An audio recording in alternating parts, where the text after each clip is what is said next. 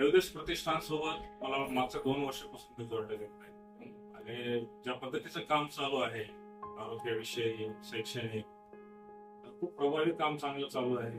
Presentation खूप चांगल्या प्रकारे होतं. अरुणाचल प्रदेशमध्ये जे मागच्या काही वर्षामध्ये काम केलेलं आहे, सर्वात महत्वाचा जो विषय मला आवडला तो म्हणजे बौद्ध भिक्खू जे आहेत त्यांच्यासाठी काहीतरी करायचं. कारण हे असं आता मी 27 वर्ष झालं CSR सेक्टरमध्ये आहे. तुम्ही या विषयावर कोणी काम केलं?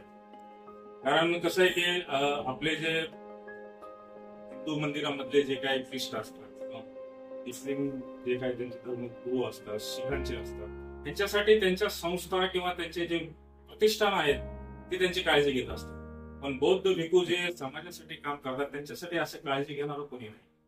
त्यांच्या जे काय त्यांचं जरूरत आहे किंवा त्यांच्या जे काय त्यासाठी काहीतरी करण्याचं जे सरांनी एक चांगला त्याचा कन्सेप्ट बनवला आणि त्यासाठी आता मी पण त्यांच्यासोबत काम करतो की कसं आपल्याला चांगल्या पद्धतीने त्या प्रोजेक्टवर काम करतो. इनोव्हेटिव्ह प्रोजेक्ट आहे आणि ओव्हरऑल देवदेश प्रतिष्ठानचं काम खूप चांगलं आहे.